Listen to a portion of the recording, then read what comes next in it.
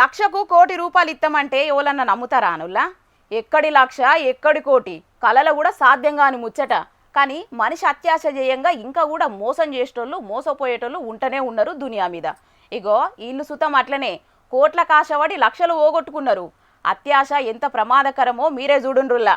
దాసేపల్లి శ్రీనివాసరావు, రాపన ప్రసన్న కుమార్ అనే వీళ్ళిద్దరూ హైదరాబాద్ లో ఒకరికొకరు పరిచయం అయ్యారు సార్. కొంత అమౌంట్ ఇన్వెస్ట్మెంట్ చేస్తే ఒక బిజినెస్ పర్పస్ లో అంత డబ్బు వస్తుంది అని చెప్పి వీళ్ళు మాట్లాడుకున్నారంట. మాట్లాడుకున్న తర్వాత ప్రసన్న కుమార్ అనే వ్యక్తి వచ్చి కొంత అమౌంట్ పెడితే మనకు అంత అమౌంట్ వస్తుందంట, బిజినెస్ పర్పస్ అంట అని చెప్పాడు. ఎంత పెట్టాలంటే ఒక 50 లక్షలు చిల్లర పెడితే అంత అమౌంట్ వస్తుంది అని చెప్పాడు. తలా కొంచెం తీసుకువచ్చి అని అన్నారు. సర్లేమని చెప్పి మేము అప్పులు చేసి అవి చేసి తీసుకొచ్చి ఒక 50 లక్షలు చిల్లర పెట్టాం సార్ 25 మంది. బిజినెస్ పర్పస్ అని గీ కాక చెప్తున్నది దేని గురించో కాదుల్లా, మోసానికి కేర్ ఆఫ్ అడ్రస్ అయిన రైస్ పుల్లింగ్ వ్యవహారం గురించి. కానీ మొదలు గీలకేం తెలుసు అది ఉత్తకథ అని. లక్షలిస్తే కోట్లు గురుతాయని నమ్మవలిగితే 25 మంది కలిసి తాపకిన్ని 2.5 కోట్ల దాకా ముట్ట చెప్పిండ్రట. మోసమని తెలిసి ఇప్పుడు మొత్తుకునే కథ అయితాంది పాపం. నూజివీడు పట్నంలో జరిగింది ఇట్లా. కోట్ల వ్యవహారం కాబట్టి సొమ్ములు లేనోళ్ళు ఇండ్ల కాగితాలు సుతం పెట్టిండ్రట. ఇగో ఇనుండ్రి. మన ఆర్ఆర్పేట ప్రసన్న కుమార్ అండి, మధ్యలో ఒక ద్వారా కలిచాడండి.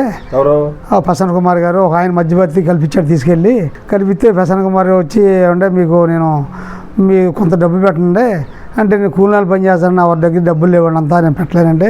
లేదండి మీ ఇంటి డాక్యుమెంట్ ఉంటే పెట్టండి, పెడితే మట్టుకు మీకు నేను కంపల్సరీగా ఒక నెల రోజు అమౌంట్ ఇస్తానండి, ఒక 5-6 కోట్లు ఇస్తానండి అన్నప్పటికీ నేను ఇంట్లో ఆలోచించి అందరిని సంప్రదించి అన్నారు. నాన్న పెట్టకూడదంటే అయినా సరే ఆయన వచ్చి మళ్ళీ 4 సార్లు ఇంటికి వచ్చాడండి. వచ్చిందో పెట్టమని ఒత్తిడి చేశాడండి. ఒత్తిడి చేసి డాక్యుమెంట్ ఇచ్చామండి. డాక్యుమెంట్ ఇచ్చిన నెలకే మీకు ఒక 2-3 కోట్లు ఇస్తానని ఆశపెట్టాడండి. ఆశపెట్టేబట్టి డాక్యుమెంట్ ఇచ్చామండి. ఇట్లా ఒక్కలని కాదు ఇద్దరిని కాదు 25 మందిని ముంచిండ్రు దాచేపల్లి శ్రీనివాసరావు. ఇంకో 2 మోతేవాళ్ళు కలిసి పాస్టర్ రేపాన్ని ప్రసన్న కుమార్ అనేటోని మధ్యవర్తిగా పెట్టి గోదాంలో 100 కోట్లున్నాయని పోటువలు చూపెట్టి మస్కా కొట్టిండ్రట. షాపింగ్ కాంప్లెక్స్ కొనిస్తామని బ్యాంకు బ్యాలెన్స్ పెరుగుతుందని అరిచేతిలా సర్గం చూపెట్టిండ్రట. ఇక సొమ్ములు చేతికచ్చుడు ఆలస్యం, అటెంకా ఫోన్ ఎత్తుడు పాపం పత్తకు లేకుండా మాయమైండ్రు. ఇప్పుడు పైసలని అడిగితే సంపుతామని బెదిరిస్తున్నారట.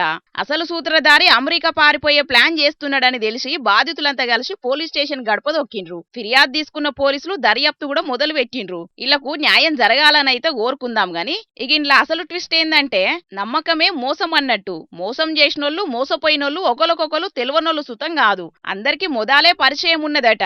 అంటే నమ్మినోళ్లే నట్టేయటం ముంచిండ్రు అన్నట్టు. కానీ అత్యాశ ఎంత పరిస్థితికి తీసుకొచ్చిందో చూసిండ్రా? చూతాండ్రు కదా పబ్లిక్.